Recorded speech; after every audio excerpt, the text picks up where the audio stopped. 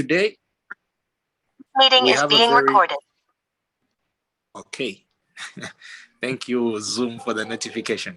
Today's session, as you have seen our one-on-one sessions along the way, you have noticed that these are backup sessions we have to increase on the information and refresh the information that we received during technical skilling. Now, today we have a very good speaker, a lady who you're going to get to know along the way.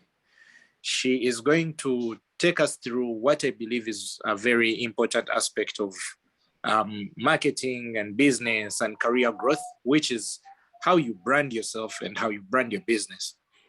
Her name is Sheila Najjita, and she's already here with us. I will request when the time comes, she will turn on her camera.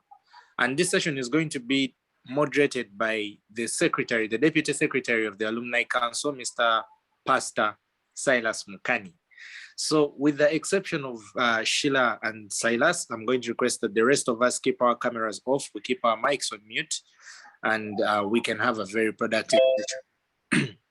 So if you have any questions, any comments, please make use of the chat so that we do not spend too much time and our speaker can have enough time to exhaust themselves in the discussion that they have for us.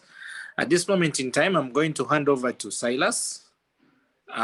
Silas, our moderator, to take us on from here. Please turn on your camera and invite our speaker and we get started.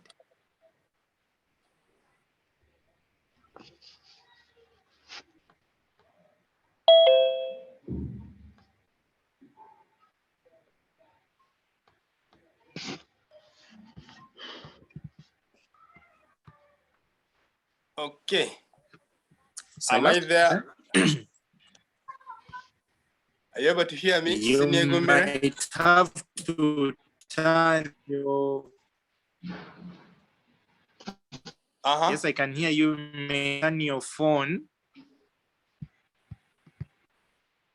In portrait? Because your image is in portrait, but is in landscape, but would rather have it in portrait.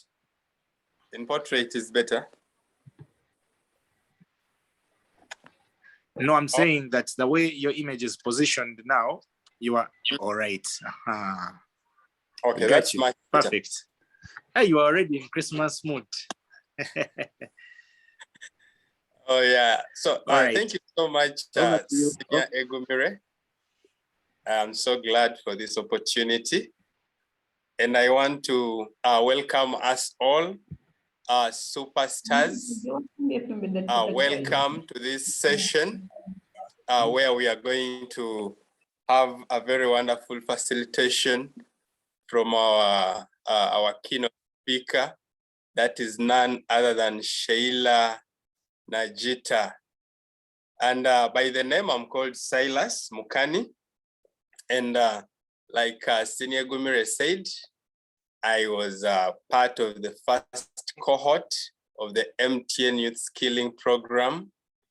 And we sailed through the whole process and everything, just like you guys also of the second cohort. And here we are. And also on the council, that is the business council, I was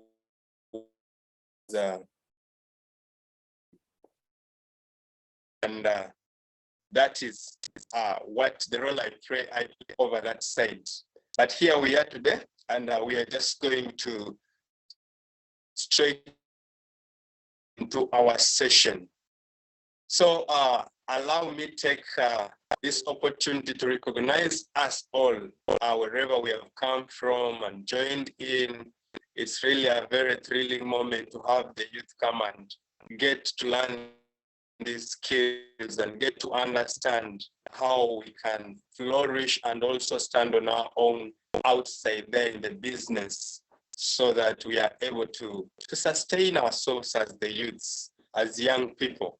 So this is another session on one, all about how do we brand, how do we get to brand our Yes. And how do we get to outside there? So I am just going to straight away get into our session right here. And welcome our keynote speaker at some point. However, allow me first to do this. We are going to discuss a number of things, especially that rotate around branding and ensure how we can make this successful. And so, speaker, the guidance and all the we need here today. So allow me welcome our very keynote speaker, and that is none other than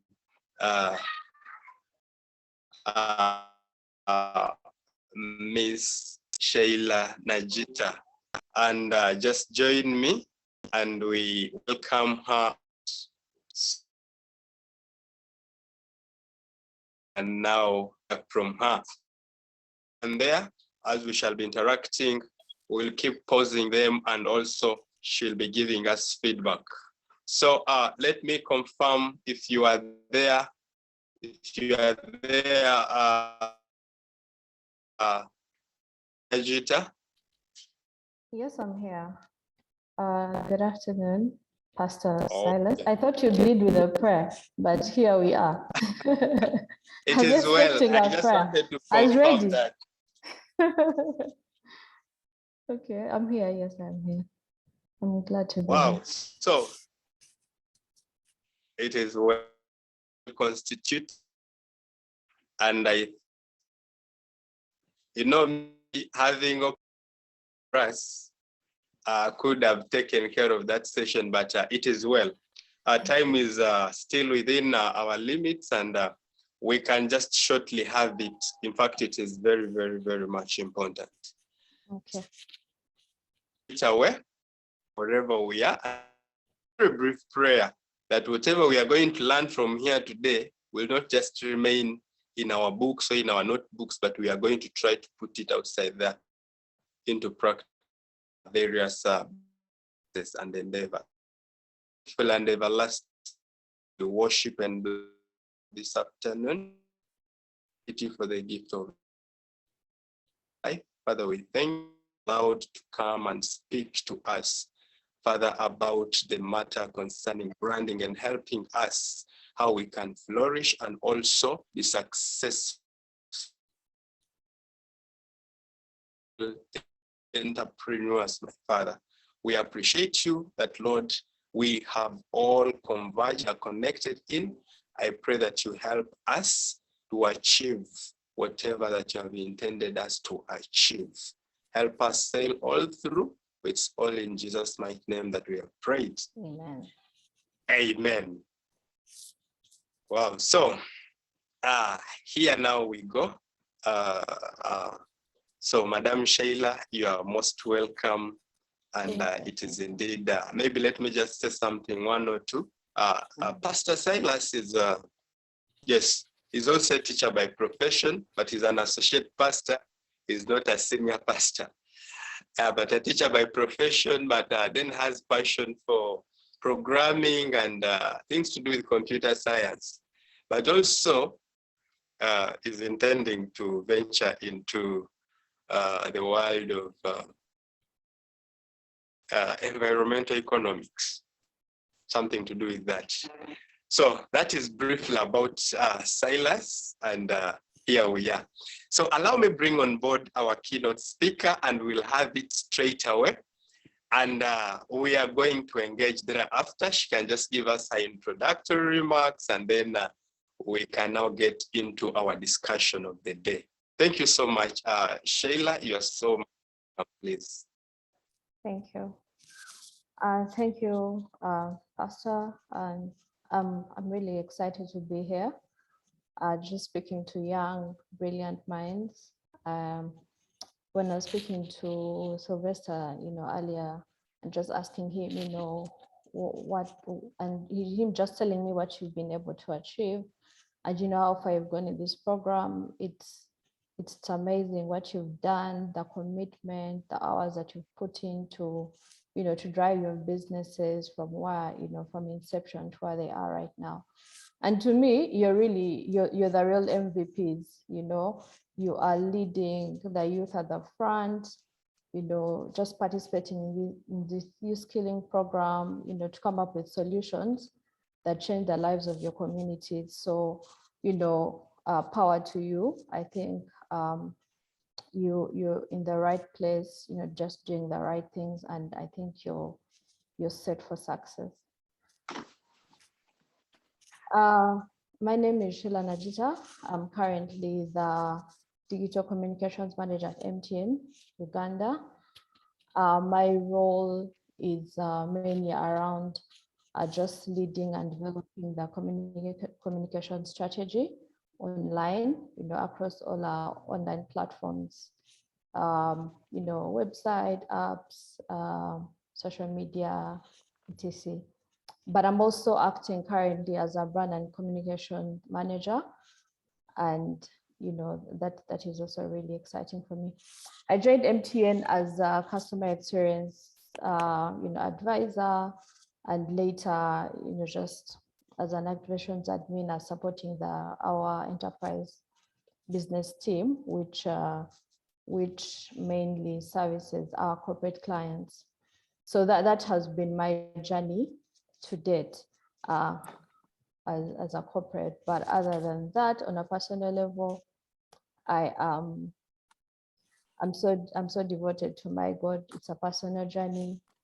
And then I have a family. I have a husband and a young boy who's about 2 years. And life is good.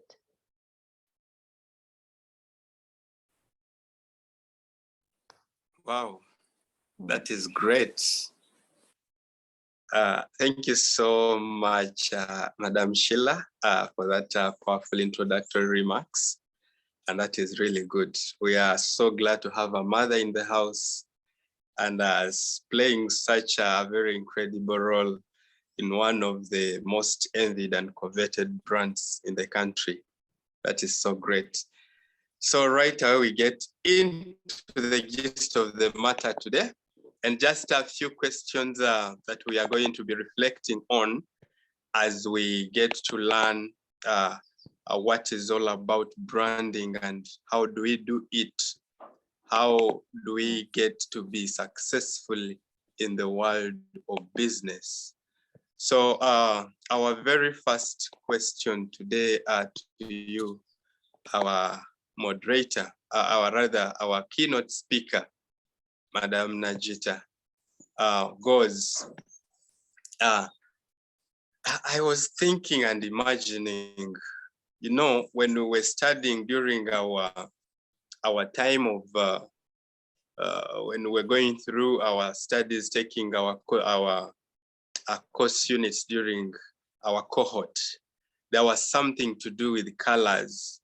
And that particular instructor told us that colors will speak everything about you, will speak much about your personality. And I would want to hear from you, Madam Sheila, which 3 colors define the personality that you carry as you, Sheila, and why? We have so many of them. Maybe you can share with us, and that will help us re-envision or remember what we really learned. So what are those 3 colors that define you as Sheila Najjita, and why really do you go for them? Okay, that's an interesting question. I have a myriad of colors that define me. I want to believe that at every phase of my life, I'm represented by different colors, but I'll just choose one for this phase. My choice of color is black. You would ask why. For me, black is bold, it's beautiful, it's consistent, it knows exactly what it wants and where it's going. So that's why I like black. And again, consistency for me is there's no dark black or light black, it's just black. So when you interface with that color, you know exactly what you're going to get out of it. So yeah, that color defined way right now. Wow. Wow, that is so excellent. Black, that is so good. I love black. It's about the beauty that black possesses. That is great. And then our next question, I've picked something from there, but I know you have come a long way. But what has your career journey been like? If you can share with us as young people, probably just to get to know how Najjita has maneuvered all the way up to where she is today. So what has your career journey been like? Please, Madam Najjita.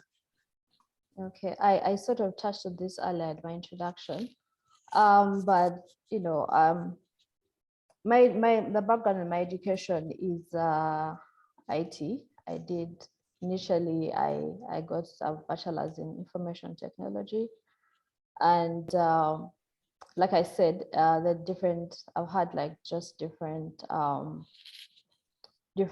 sections of my life. So at the time, you know, when I did IT, it was exciting, it still is.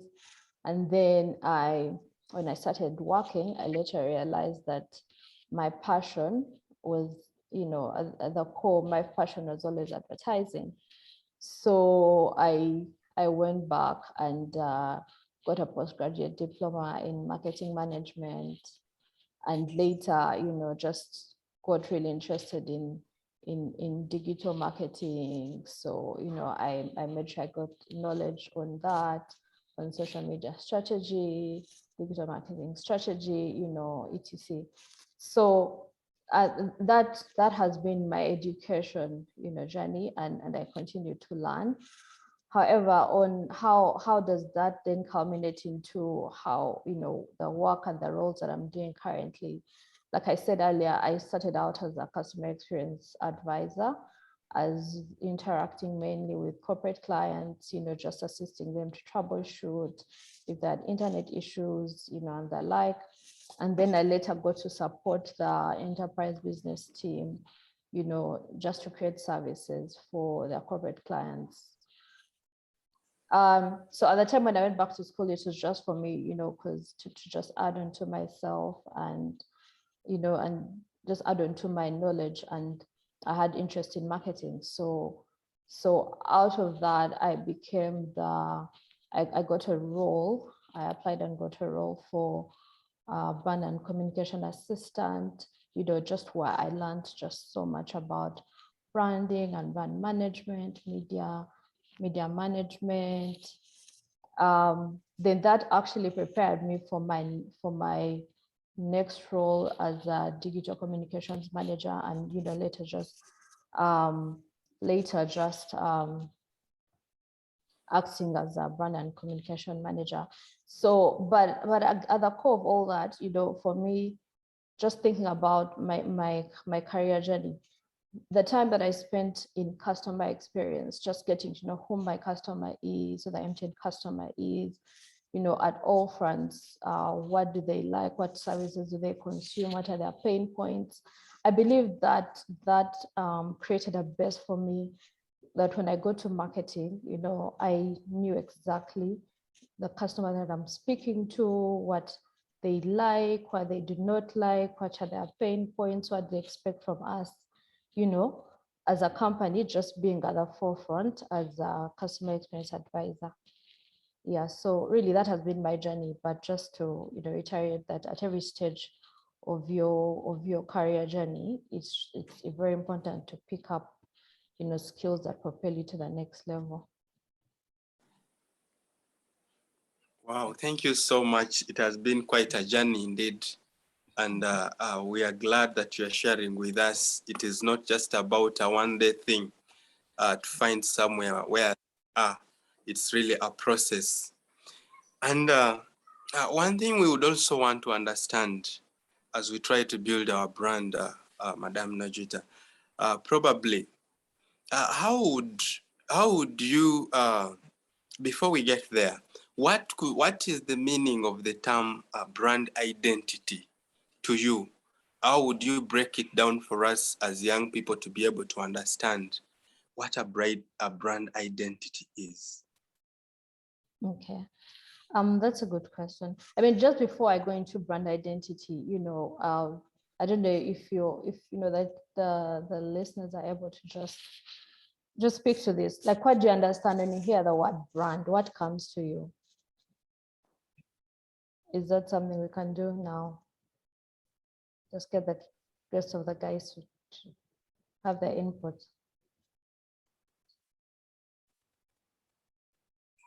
Wow. That is all about brand identity. Sorry, no, I didn't answer. I didn't answer to that.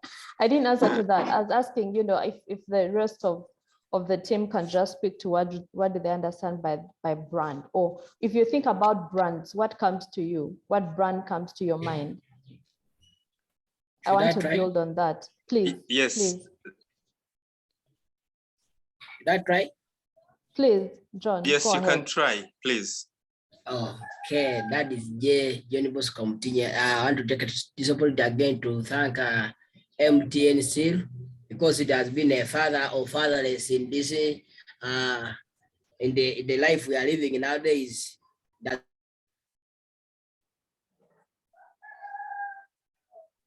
Okay, John, what do you understand by the term by brand? What comes to your mind, you know, when someone says that's a brand, or I like that brand? What brands come to your mind? Local brands. Okay.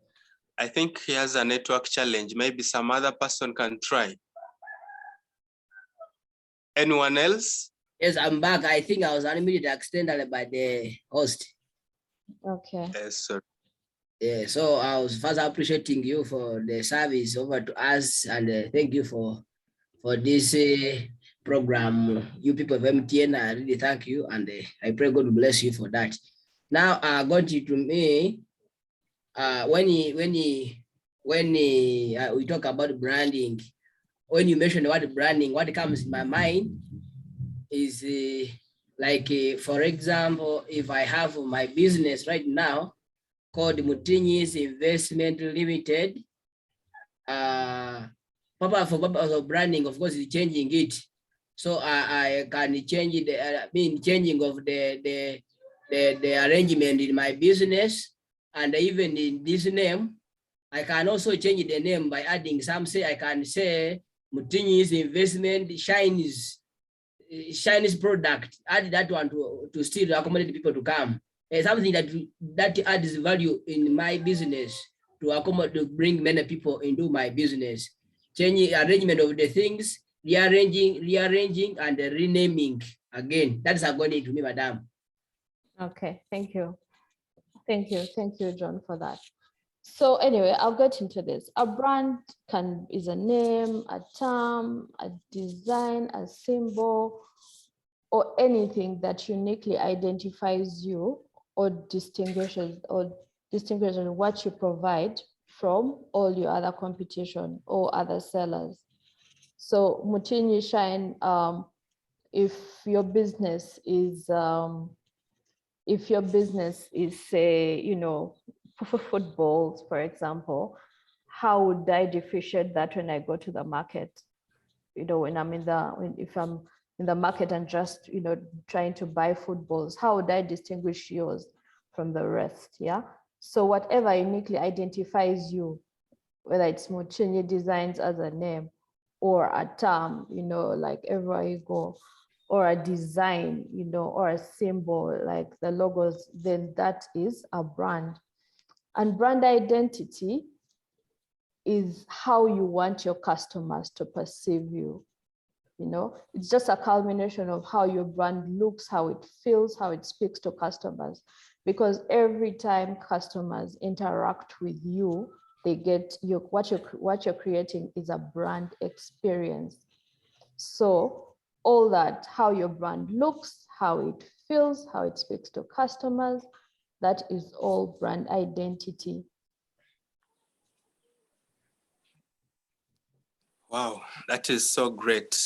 it's all about what is so unique to you and cannot be found elsewhere. Thank you so much, Madam Sheila, for that clarity. And furthermore, having answered that, how would you describe branding to a Chikubo business person, given that there are so many businesses there that sell identical items? How would you describe branding to such a business person in Chikubo? Okay. So again, so branding, what I've described what a brand is and what the identity is, branding is now what I would call dressing, different facets of your products or services. So it's a process of giving meaning to your products or your services or even an organization, yeah? Because what you're doing is just to create what we call a persona. If I could just take you back, brand, when you talk about brand, what you're doing is as you speak to your customers, what you're trying to create is what we call a brand persona. So we keep saying, if Mutini Shine was a man, what would he look like? What would be his age? What is his age? Where does he live? What is his income status? Does he have a family? Because you're trying to define your brand persona. So branding, in effect, is you, the company, trying to dress your services or your product, so that any time customers interact with your brand in different environments. And when I say customer interactions, it could be Martin, you're trying to say something. Okay, let us mute our microphones as superstars that we have online, so that we can give audience to our blessed keynote speaker here. Thank you so much. All right, thank you. So saying, it could be, like I was saying, it's how you are addressing your brand, so that if there is any customer interaction, and when I say customer interaction, it is the journey that your customers take. If you have a physical shop and they come to buy from you, they're interacting with your brand. At that point, what are the brand tools that you're using to interact with your customers? So your branding tools at that point is your logo, and how are you applying it? So if the logo is Mutini Shine, then you have a name, Mutini Shine, you have a logo. I expect that at your shop, you have branding. Branding is like a display, and it has your name and maybe your contact number. Signage, it has your name and contact number. So then that is one of your tools. Then when I walk into the shop, I'm looking at, John is there, Mutini John is there, and he's fully branded. He's wearing, his shirt that has Mutini Shine, and it probably also has Mutini Shine as a symbol, which is a logo. You can see, I don't know if you're able to see, I'm wearing an MTN branded shirt, so that, if you come to, at that point, you're branded. Yeah, so then I come and buy from you, I'll probably ask, how much is this item, etc., how you interact with me, your knowledge of your product or service, and even if you have like a flyer and you're just showing me, this is my product, I sell maybe a shea butter as an example. This is my product, this is what it does. You give me all this information on a flyer. You probably give me the flyer as well. I have information about that. And then, I buy, I'm convinced at that point, I buy from you, You know, you give me maybe a branded receipt or e-receipt, and then, you know, you put my products in very good packaging that is branded Mutini Shine. I walk away, yeah? So in there, you have created for me, you have created for me different branding touch points, because remember, like I said, branding is endorsing your products and services with that power of the brand. So when I interact with you, you have shown me that different in just walking into your shop, I'm interacting with just different facets of your brand. And then that's not all. So imagine as you're interacting with me, you know, I asked you, so how can I know about all your products and services? You know, what else, you know, the wide range of products that you have. And then at that point, you tell me, you know what, we have a website. So if you want to order next time, you don't even have to walk here. You could just come to my website. That is another brand touch point. Or you could say, I have social media pages. You know, we always update them. They have all our information. If you reach out to us, we'll get back to you immediately in a timely manner, and, you know, deliver your products to you. So those are all different brand touch points. So for like you said, like for a typical person to truly understand what branding is, those are all the elements that come into play. Wow, thank you so much. It has really been deep, and I think someone can really clearly now see how the Chikubo guys do their branding, and they are able to stand out in the crowd. Thank you indeed. So fast forward, aware that time is not our best ally, we have this particular question about small businesses. For a small business, what does branding entail apart from something like a logo, colors, and setting up maybe a social media page? For a small business, let's say a retail, what does really branding for that business entail? Okay, so I know I mentioned this earlier. I think the first step in, you know, in creating a business is first of all, you need to be solving a community problem, you know, or a community issue. Like you could have a really good idea, but if it's not solving any problem, then it's just a great idea, yeah.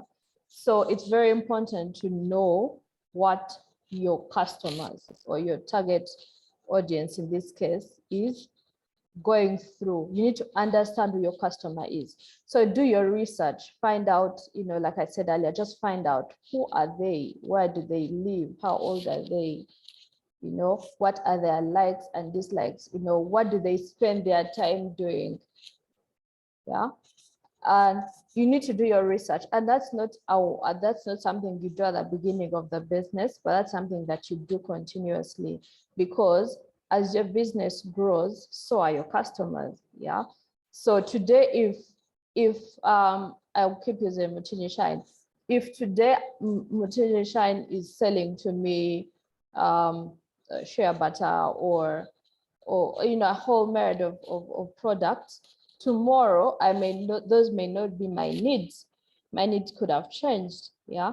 So then how do I keep relevant to my customers as they grow through their journeys? Because the customers are going through different journeys, but as they interact with you at different times, how do you keep relevant to them?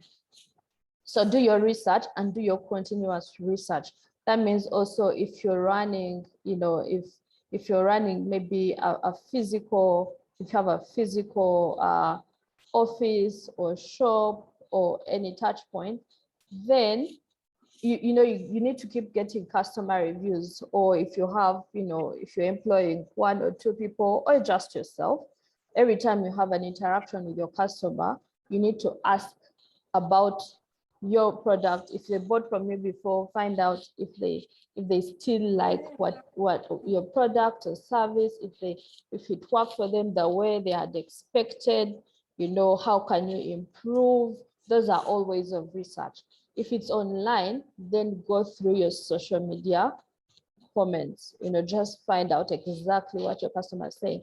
I think like never before, it's so much easier to know exactly how your customers feel about you, because they'll be online on social media telling you how they feel in that moment. So you're not going to do research 3 months later, but you are finding out on the go how they feel. So that means if you have a new, if you're into, say, baking cakes, and then you come up with a new flavor, and you know, your customers will tell you immediately if they like it or not.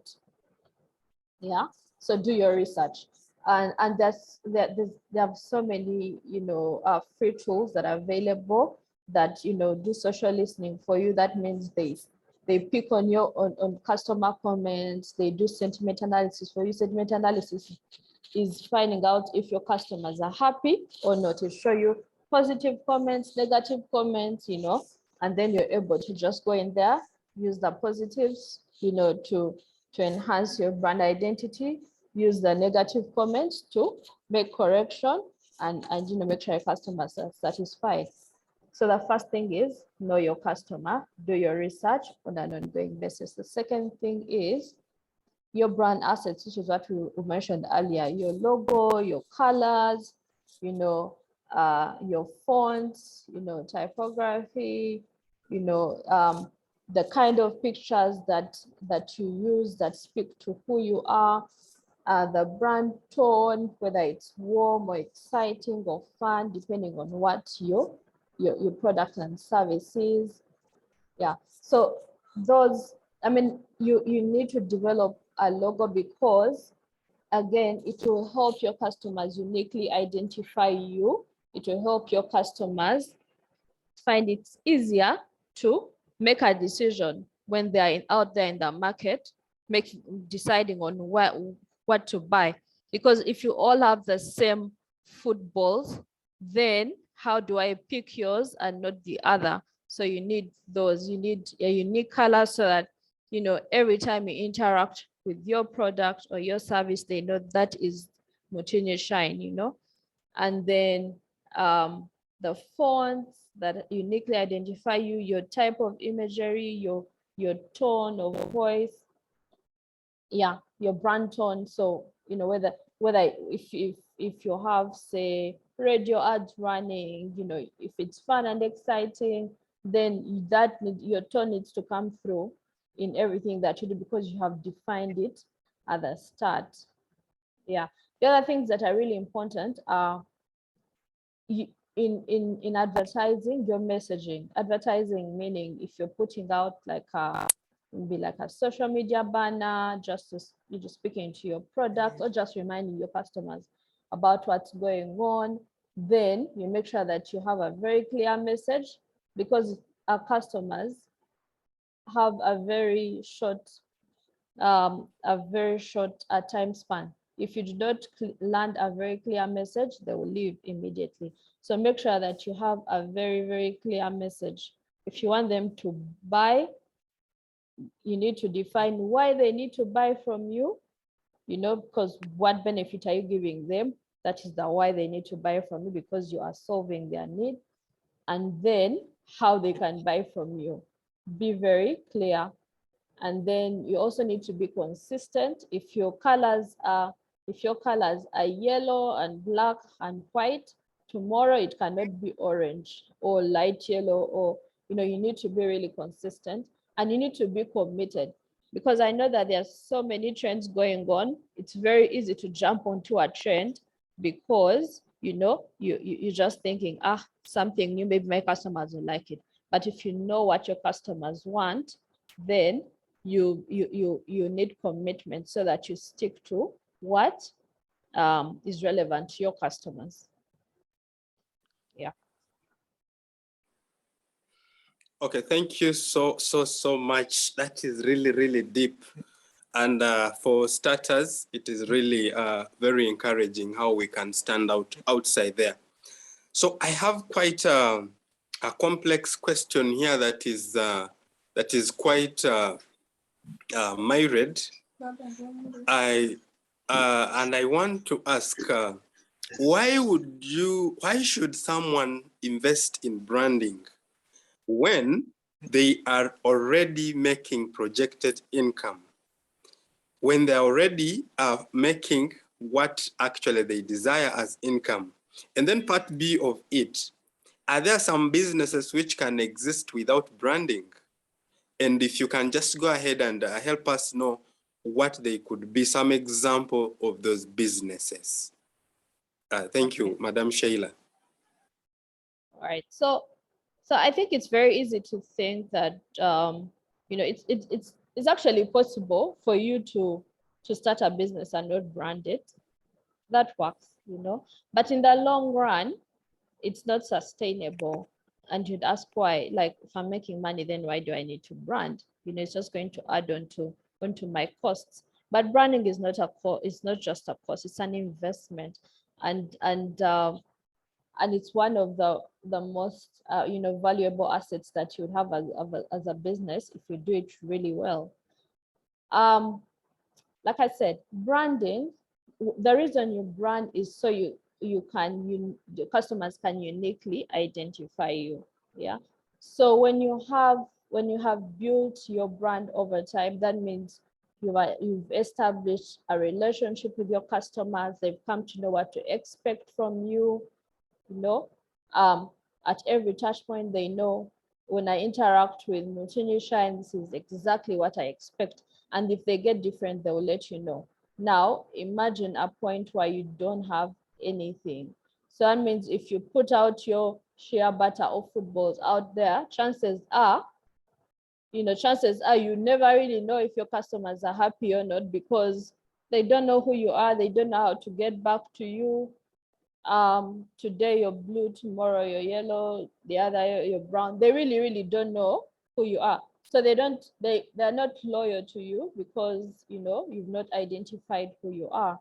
And then I think in the long run, you spend more time answering questions because customers do not know who you are. You spend more time answering questions than making sales, because your brand is doing, when you have established a really good brand, that means it does all the talking for you, because customers have come to expect a certain quality from you. But that means that you lose sales in the long run, because you could have made more. Maybe you're making money right now, but you could have made more if you had an established brand or a growing brand. And then the other thing is, against speaking to sales, is if customers cannot uniquely identify you, that means it does not help in their buying process, because that's the other element of why you need to brand. They cannot uniquely identify who you are. So that means that when I'm out there in the market and I'm deciding between which shea butter to buy, or, you know, which balls to buy, I may never choose you because I don't know who you are. I'll probably choose what I saw somewhere or what I had my friends talking about. Because, for example, if Muchinji Shine is something that my friends have used, they're probably going to tell me, the next time you're going to buy this, look out for Muchinji Shine. They have really good shea butter, as an example. And then, so that means it will already do for you favorable word of mouth from one person to the other. And word of mouth is also one of, you know, the strongest way that you can grow as a brand, because, you know, people believe their peers. So I strongly believe that every company needs to have a brand, because it uniquely identifies your products for your customers, and it helps your customers make quick buying decisions, which leads into sales and revenue for you. If you're not branding, you're probably making money right now, but you could be making more money if customers knew exactly who you are, if they came to expect a certain level of service from you.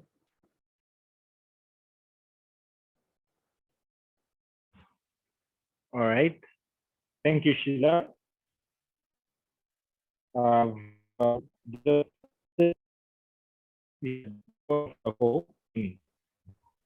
And I Sorry. think from where he stopped, for me, the question now turns out is regarding what we have learned as a result of COVID and the lockdown. As a trend for positioning right now.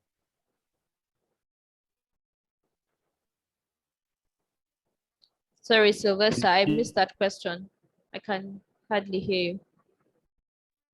Okay, I'm struggling with notice my camera on because I know that part not be clear.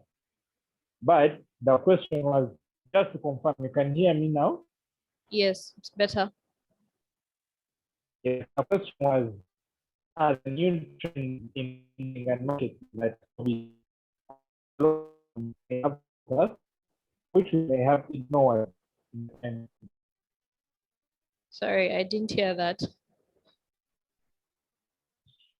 You could just drop it in the chat section. I'll pick it up. okay, all right. It's just about the COVID pandemic. How has it now reshaped branding? Right. Okay. Okay. I think post-COVID has become, more important than ever to have an established brand, because we all went through, those 2 years of lockdown. Our outlook on life, changed. And when I say our, I mean we, the customers, and we are your customers. So our outlook on life changed. That means that the way we're doing things before also changed. So that means post-COVID marketing strategies, mainly around our focus on delivery, mainly around customer delivery, I think mainly changed. That where customers consume products, again, mainly changed. If you notice, post-COVID, we've had many delivery services coming up, or more than ever, it became important for businesses to change their delivery models, to encompass e-commerce. E-commerce is where you're able to sell your products or services online. And for Uganda, I think many of the businesses just realized the importance of being online and establishing their brands online, so that so that the customers will then be able to order for products or services online, which is on the internet, whether it's through a website or social media pages or groups, and then they would have those services delivered, because most of our people are not able to move. But then even in terms of entertainment, not just products and services, you've realized that there's more interest in say, metaverses, may necessarily be for Uganda, but maybe South Africa and the US and Europe and the rest of the world. There's more focus on just having to have virtual interactions.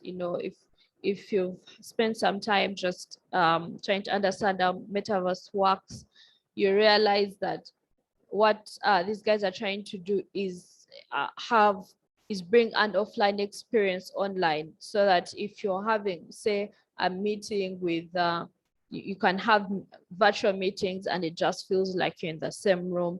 If you can attend a concert online, and it just feels like you just attended a concert. Imagine we recently just sponsored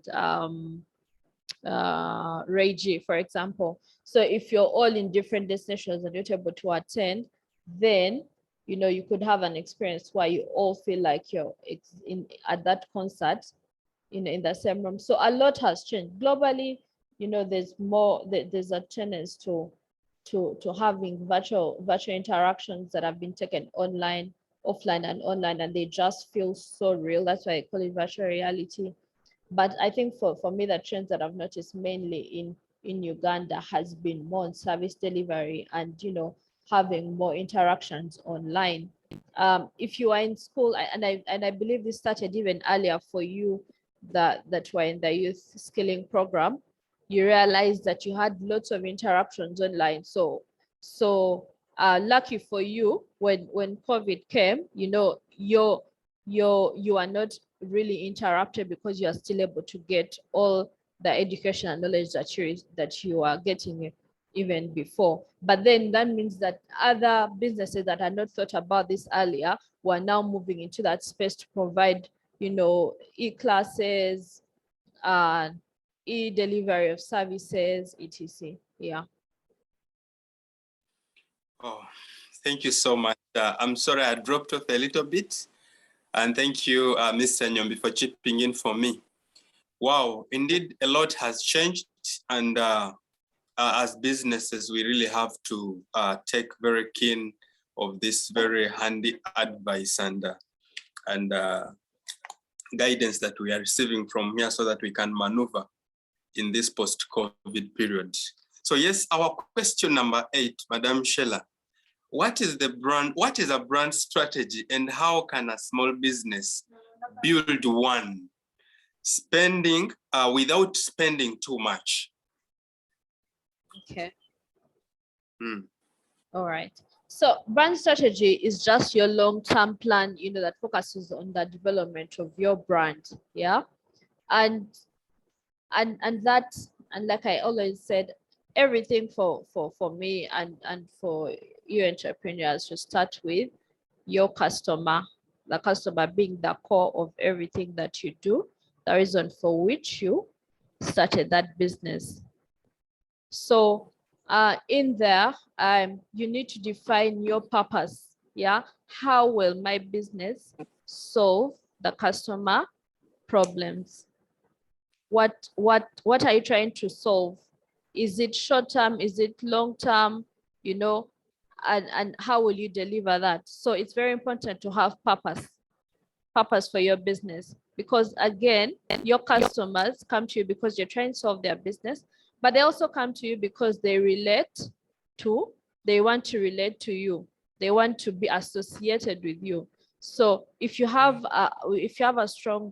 define your purpose and it's very strong, then you'll not just be solving customer problems, but you also be creating a community of loyal customers that want to identify with you.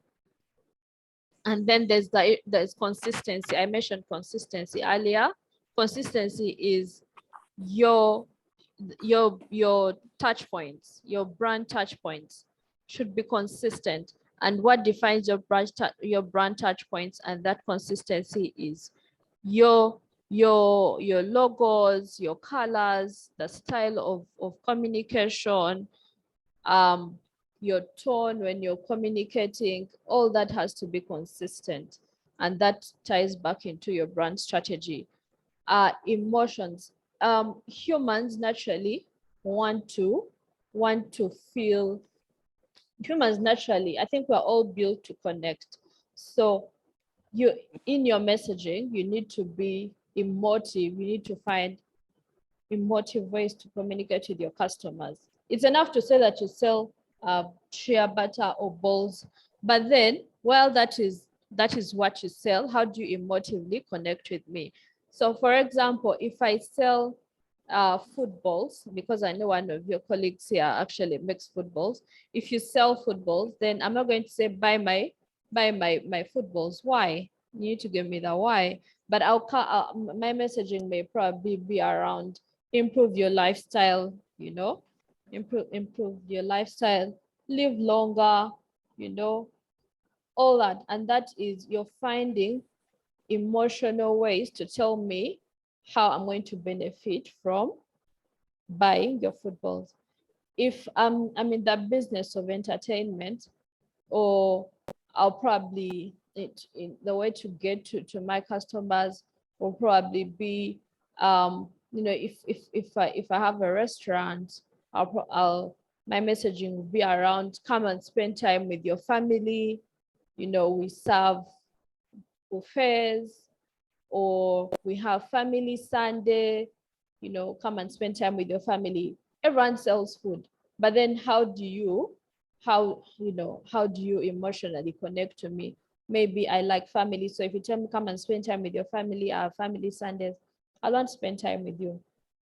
If I run a business and I'd say if you have a business and say you provide maybe financial services, I'll probably say, let me save you all the hassle of taxation, and I would focus on your business while I handle all the business of taxation for you, you know, or accounting. What you're showing me is I'll spend more time doing my business so that I can help you focus, you know, I can help you focus while I handle your taxation for you. So you have to find emotional ways to deliver emotional ways to deliver your messaging to your customers so that they can then use your product. And then the other thing on strategy is employee involvement. If you have, you know, 1 or 2 or 50 or 100, you know, employees, people that work for you, your employees are your biggest ambassadors, or they should be. So that means you need to sell the purpose to them. You need to, they need to understand why you serve your customer, why the customer has to be at the center of everything that you do. Yeah, because that is really important. So it goes beyond just branding or making your employees wear, you know, t-shirts or capes, or, you know, it goes beyond all that. They need to be of your soldiers at the front, you know, just fighting for your brand. Yeah, those are my main points. That's really a good one. How to just brand the cheapest way, just make your employees the ambassadors on the ground, and you'll get the brand going without spending much. That has really been so very key, and I've liked it. And it has reminded me of what really we learned those days when we're going through our training. Yes, we are about to bring it to a close, but there is one of the very, very last ones here. We have realized of recent MTN has rebranded, and we want to understand, especially now having a very senior person in MTN, especially in the communications department. What inspired the new tech, and when did they know it was time to change? When MTN got to that point and decision to rebrand, what could have inspired? And when do you realize that, oh, it is time, I think I need to change my brand outside there?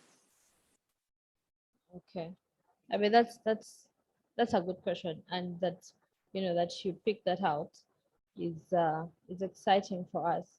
So MTN is Africa's most admired African brand, and for us, the brand refresh at the time was to reflect, you know, our evolution from being a core telco that just provides data and voice services, to becoming a technology company that then gives you just different platforms through which we engage with all our customers. And this also shows you the journey that the brand has taken to serve just the different customers that have grown with us over time, and also the new ones that we hope to, the new ones that will recruit. So this rebrand demonstrates MTN's commitment, so its ambition 2025 strategy, you know, to build leading digital platforms that accelerate Africa's progress across telco. These are the different platforms: telco, fintech, infrastructure, API, content, and the messaging ecosystem. So that is what we mean by moving from a telco to a technology company. So in developing and designing to the brand refresh, when you ask, when did you realize that you needed to do this? in us developing and designing a brand refresh, we are responding to the reality that MTN was born at a time when everything was analog, but now all our customers, most of our customers spend most of their time online, and online is not just social media, but they do everything, almost everything within the digital ecosystem, So for us at MTN, it was at that time, knowing where our customer was and where our customer is right now to evolve and be the company that's still the brand that's still relevant to them. So you realize that our new brand identity and expression is modern, it's very simple, and it's very digitally dynamic.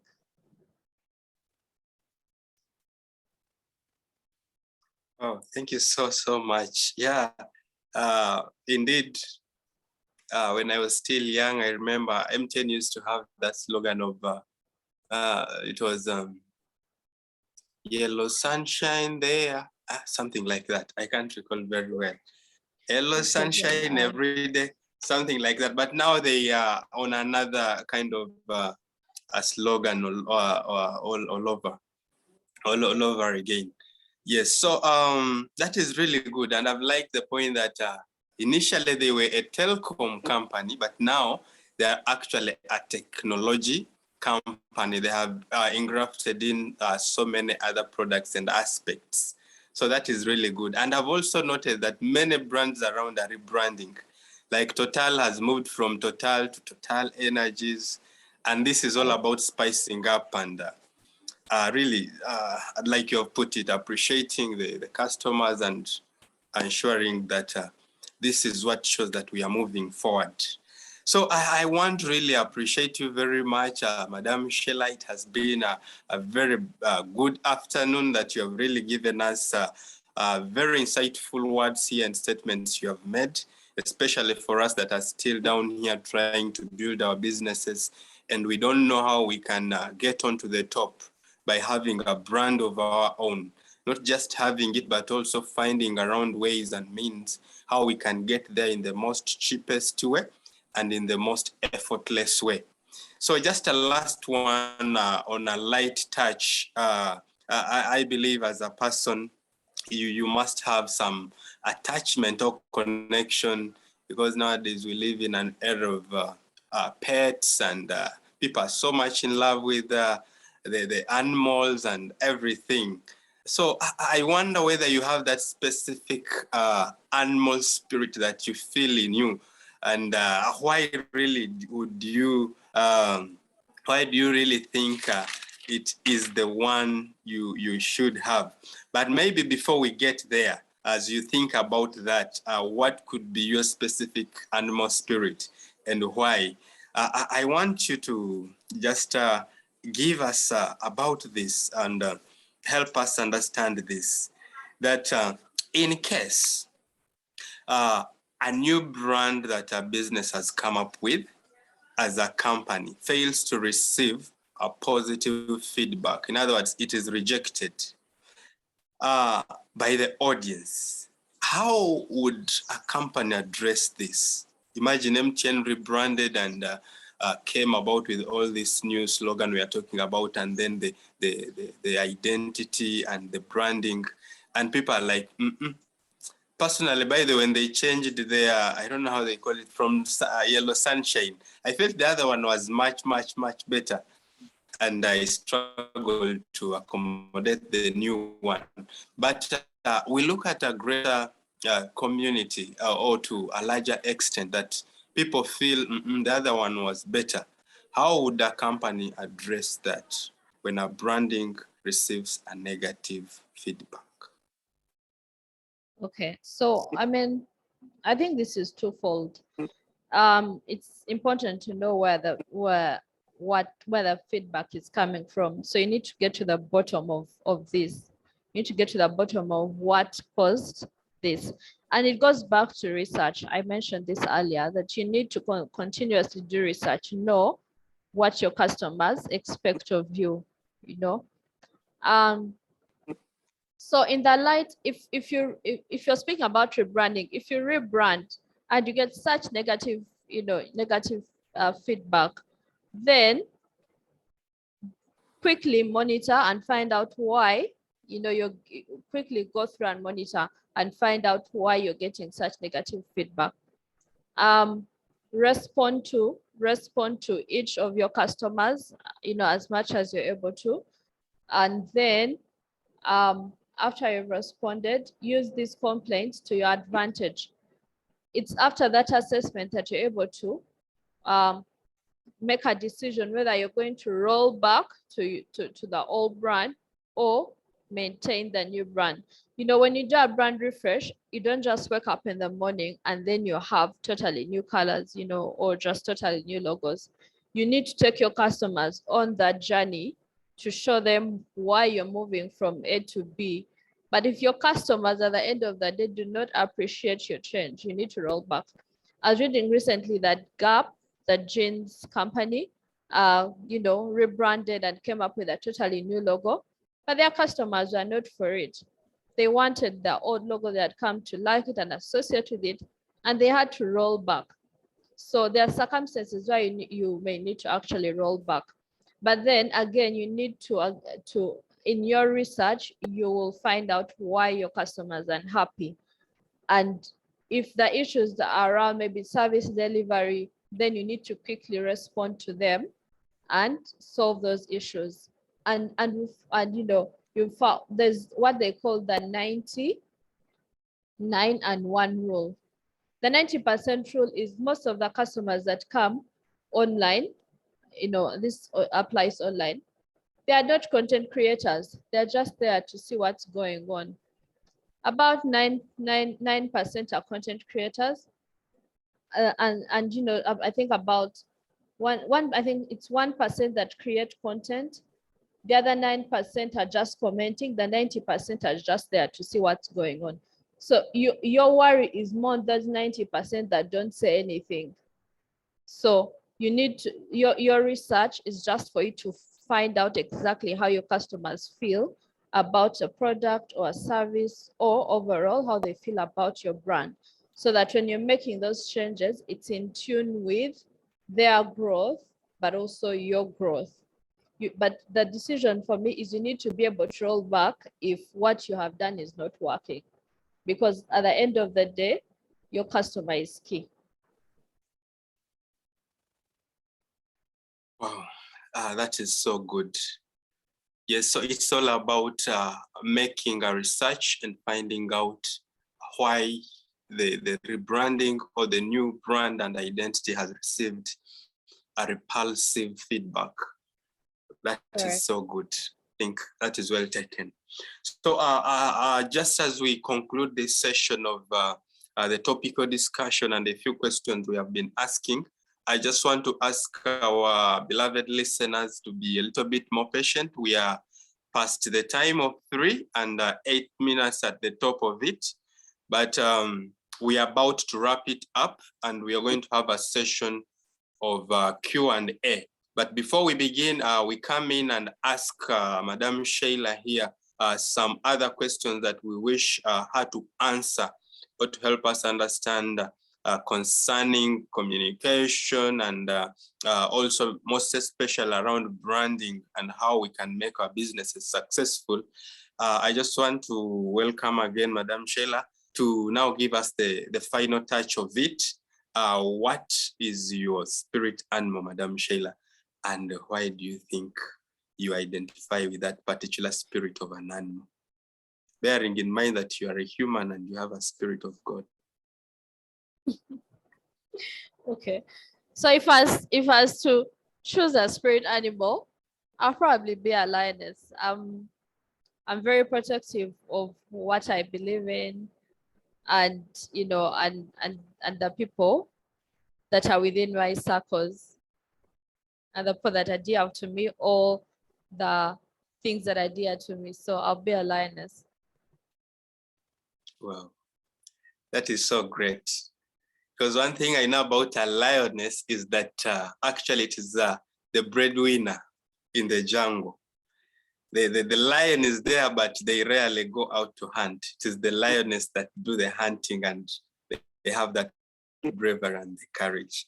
So thank you so much. I just want to ask all of us to unmute and give a very mighty hand clap to Madam Sheila here. It has been a very thrilling moment to have her on board and answer all these great and wonderful questions that we had compiled as a team on our side. But now, thank you so much indeed. But now I want to give it to you, all of us now that are on call. Can we now just pause and think through what she has been sharing with us? I know we have learned a lot. I know you have been taking your notes and trying to also apply it and trying to imagine you yourself outside there in business and how you can really put these nuggets, these words of with wisdom that she has been sharing with us into your business, that it may work out for good and that you may see some progress and better progress, of course. So it is going to be first come, first served, and just feel free to unmute wherever you are and ask that question that is burning you, that you feel you could not wait to ask Madam Sheila as she's still here. I believe in a few coming minutes, once we close this up, the Q&A session, we will be bringing it to a wrap up. So just feel free. I invite now all our questions as even they come. Madam Sheila, maybe mine will come last. Let me first receive, I've been talking a lot. Let me first receive from the superstars that are on the call. Yes, you are welcome, superstars.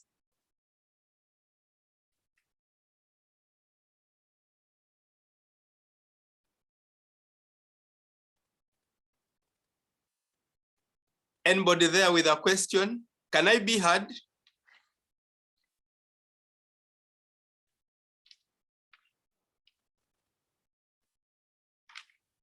Okay, somebody apart from Madam Sheila to confirm whether I can be heard.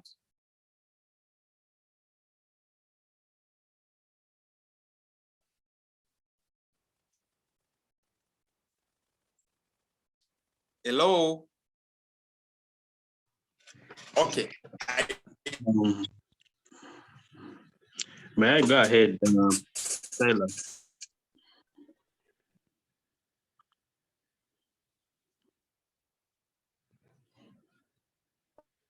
Okay, please, you are very much welcome. Go ahead. Yeah, my name is Dr. Moses. I've really enjoyed the session. Thank you very much for moderating. It has been head on. I like such questions. And thank you very much, Madam Sheila, for actually adding on to what we know and helping us know how to apply it. My question this evening, it's about the cost that branding carries with it on a startup.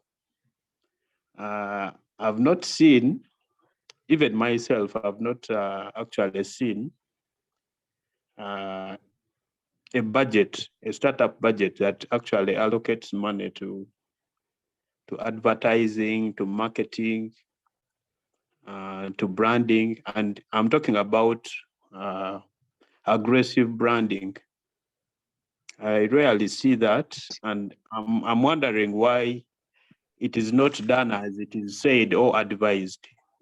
Could you please help me understand that turnout of events, because the reality seems different from what is actually being put out there. Thank you very much. Okay, thank you, Dr. Moses. The reality is most, businesses will start out without, branding, and like we said earlier, that could work, yeah. But in the long run, you can only run so far if you don't have branding, because it still goes back to your customers. If your customers cannot uniquely identify who you are, then how are you going to grow beyond what you already have? You know, how are you going to grow? So for I think the whole point of branding and you know and marketing your business with a solid brand identity is to future-proof your business from not just from competition, but also it's really future-proof your business from competition, yeah. But also for me, it's mainly to grow with your customers, to come to know what to expect from you. So yes, you'll be able to grow, but up to a certain degree. You cannot future-proof your business, because the next day, if I come and deliver exactly the same business and I brand it, I'm going to overtake you.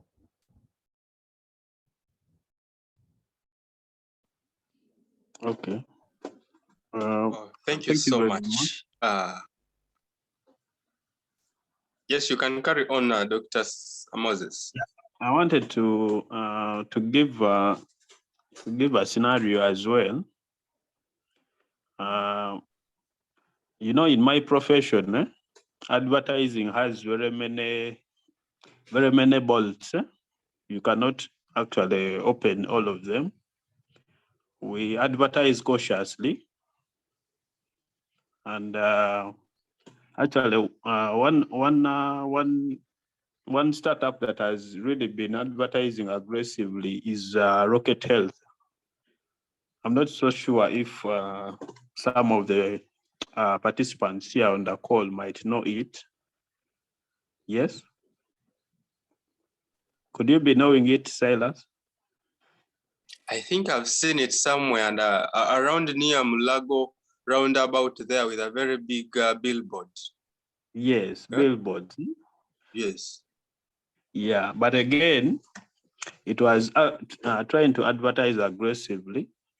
But again, within the circles of the medical profession, some jittering started. Actually, one of the banners is that was up here in Gayaza is down already. So you can see even in the in the medical profession, is what we call medical tourism. If you do not advertise, someone will not leave their country to come to your country and get the service that you're offering. But you find that there's a lot of restrictions around advertising or marketing or branding. So you find that even those that have chosen to actually do it, the way business should be done, they are being curtailed. So my worry here is, how can such a business, how can a health business, I know it cannot be completely a business because it is a social enterprise, but how can it be run in a sense that it can speak to its customers, the clients, as a brand? Because the medical circles might need advice also from other players. In this case, it could be insurance companies that offer health insurance, even banks that have started offering health insurance. I'd like to hear your thoughts, Sheila, on this kind of turnout of events. Thank you very much. Okay. I think every profession, or in this case, medical or telco, you all have bodies to which you answer to, regulatory bodies. So I believe that there are terms and conditions or within which you can advertise within your medical profession. I'm not privy to them, but I think you need to read and understand how much you can advertise or not as a medical practitioner or as an owner of that business. the same way we have guidelines on what can and cannot be said, you know, as a telco regulated by Uganda Communications Commission. So I believe what you need to do is understand the guidelines, you know, that understand the guidelines for your profession, and then, you know, decide on how you move forward. Oh, thank you so much, Madam Sheila, on that. Really, I think it is very, very clear, and you have very well put it. It's now all about going into the details of within this line of profession. Yeah, especially I remember doing health economics at campus, and really advertising in health is really, really restricted for reasons they know better because of misleading, and sometimes people end up not getting the right actually products. So I think, Moses, you have picked that. You just need to get familiar with the norms within that that setting of advertising that the profession permits. Thank you so much, Madam Sheila. So any other question? I see members are dropping off very fast. I know we have really short past our time, but in less than 10 minutes, we are closing it. So any other question? I see a question here from Paul Senyonga. He asks, can one's company brand grow without leveraging on social media? Yes, it can. Again, if you know who your customer is and you understand their media consumption, then if your customers are not on social media, there's no need for you to be on social media. It just goes back to knowing who your customer is and what their media consumption is.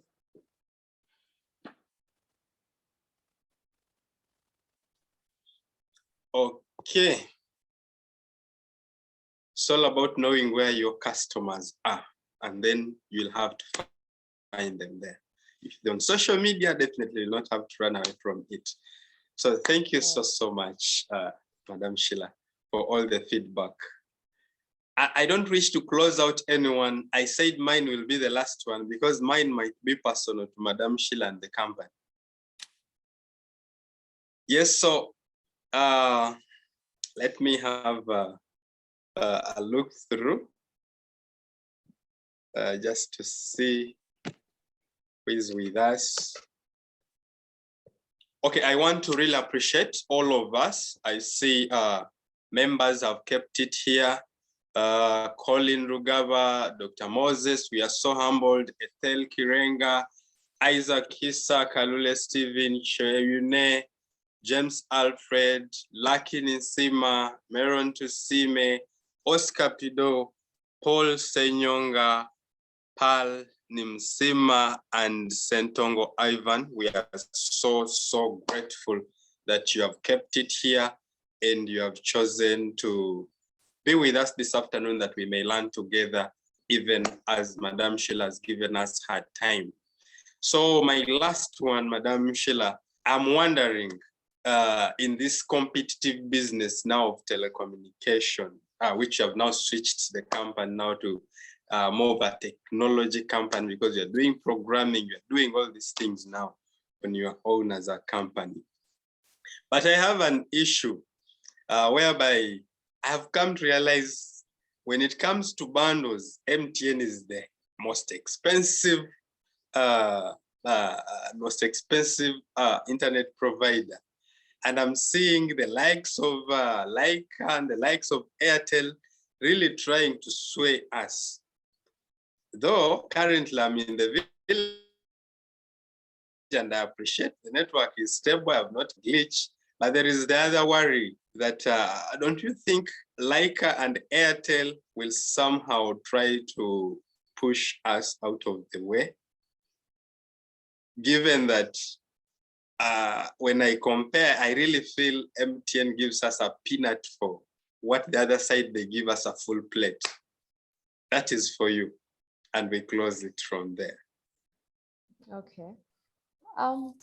I think what we've tried to provide is something for everyone. We have you know, we have Paka that comes with both voice and data. If like the youth like you have MTN Pulse, if you know about MTN Pulse, it has amazing, it's a platform for the youth that has just amazing content, and content spans from you know, career growth, events that are happening around you that are of interest to you, and then services, you know, like bundles that you're mentioning here that are really discounted. In fact, if you recommend Pulse to your friends, you're even able to get some data. So what we've done is create, you know, just different services to serve all our customers. But for you, Pastor Silas, I think you need to join MTN Pulse. You'll be amazed at how, you know, how many, you know, freebies you can get there, but not just freebies, being able to interact with like-minded youth. Okay, I'll give it a try. I think Mr. Please. Gomere will get me there on Pulse. Yes, so we have a couple of questions here, and someone is asking. I think you can retrieve them from the chat, Madam Sheila. Okay, there's a question on brand advertising strategies. And sorry, let me just see. There's a question on brand advertising. What brand advertising strategies do you propose for a startup business? Okay, so in terms of brand advertising, this is a plan. Brand advertising is just a plan for you to increase your sales or create awareness for your products or services, attract new customers, or retain existing ones. So that is why you need an advertising strategy. And there are many strategies. It's also dependent on what your services are. So you could do content advertising, you could do what we call above the line. Above the line is like radio, or you could do below the line, which is like you know, trade is when you go to the markets. For example, I see online there's so many markets, you know, there are so many markets. People converge at different places just to have their products. I think there's Tubayo market that happens, I think every other month. So that is below the line. So there, and then social media as well. But for a startup, again, knowing where your customer is, because what's the point of going to using channels where your customers, you know, understand where your customers are. Social media is the easiest way to reach your customers. You're able to grow organically, but of course, you know, if you're for a startup, if you can afford just once in a while to just boost your ads, it will give you more reach. But for a startup, and depending on where your customers are, social media may be the cheapest way to get your customers. And then creating communities, like I think by now, like the Tubayo markets that are happening on ground have built communities, so that next time there's another market, you'll probably be the first to be invited.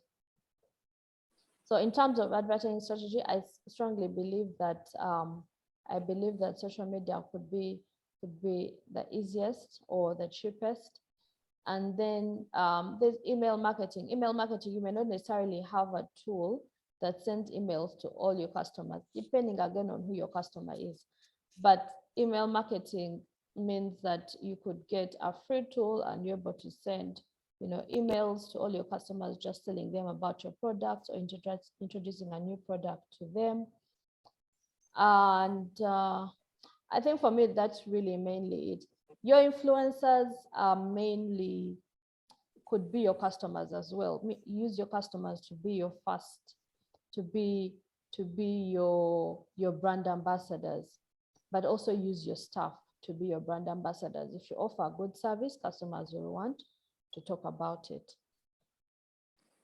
So I think your best strategy is what we call below the line, which is, you know, social media, and you're just participating in those markets.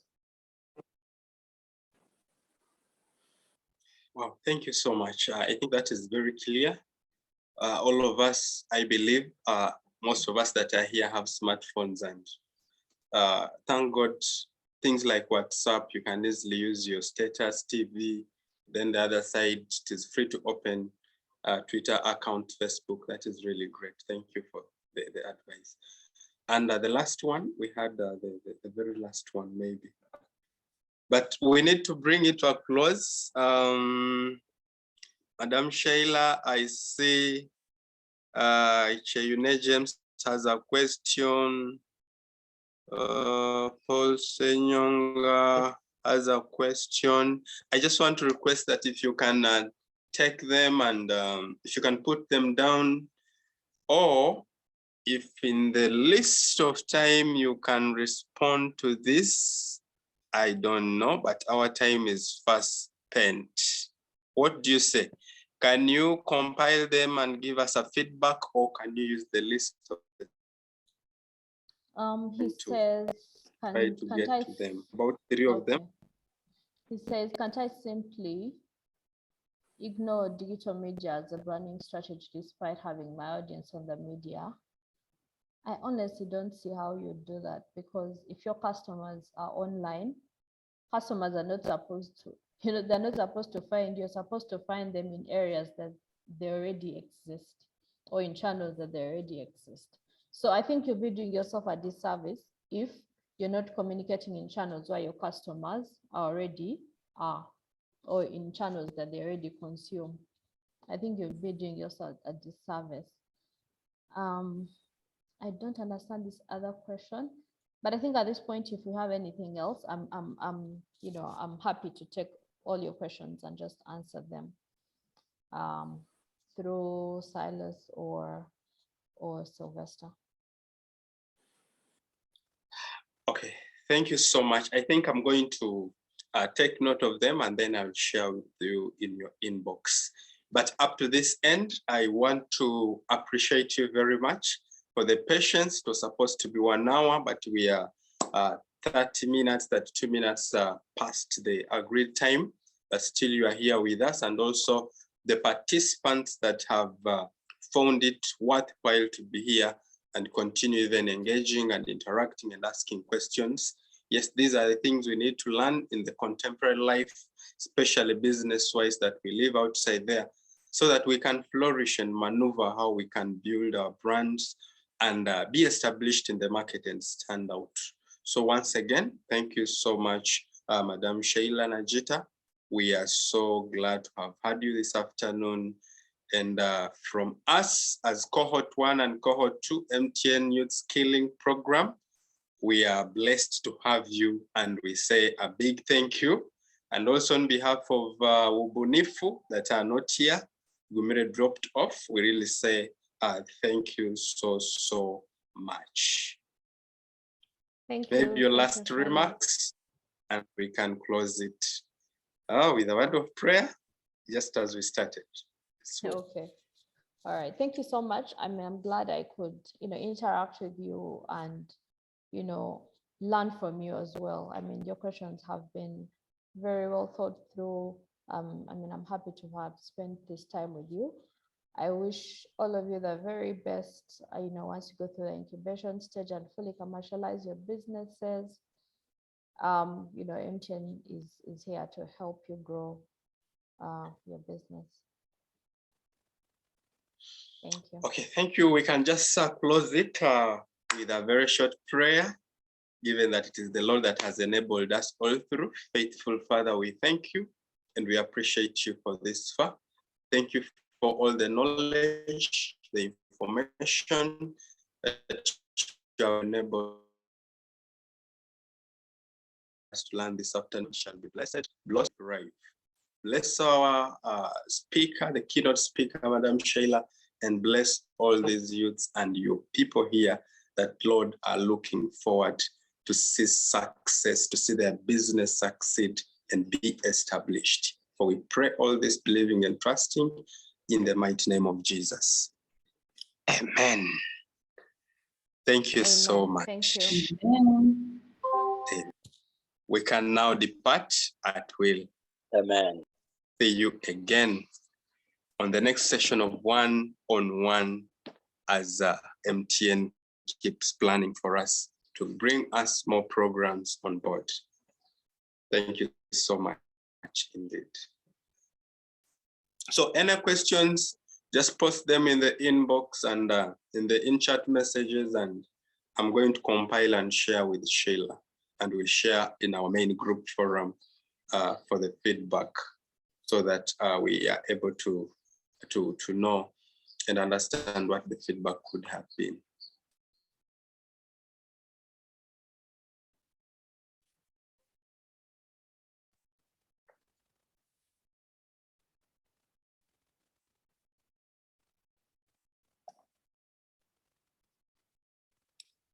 Okay, Kalule Stephen, what's up? Okay, I hope, Kalule, are you on? Are you in the groups? Okay, we will share. In fact, it is going to be posted on YouTube. The recording of the entire of this session will be found on YouTube, and we can revisit and re-listen to it so that we are able to pick out the lessons we have been able to learn. I've taken note of that, and your WhatsApp number.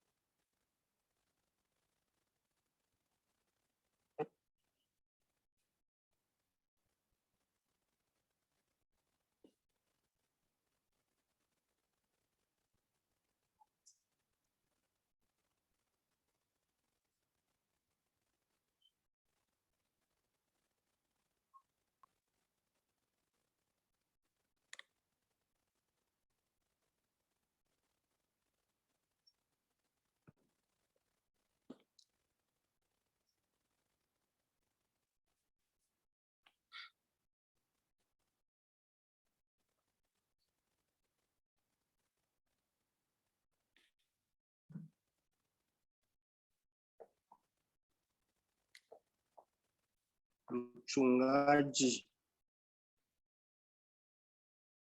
Amen, blessed pastor.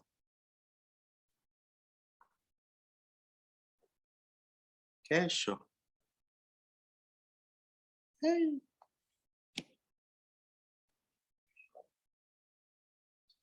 But will I really attend that fellowship?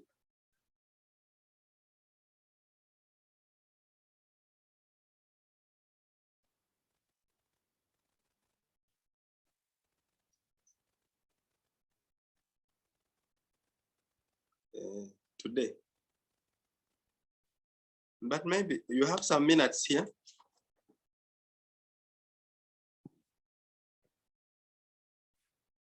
You had what?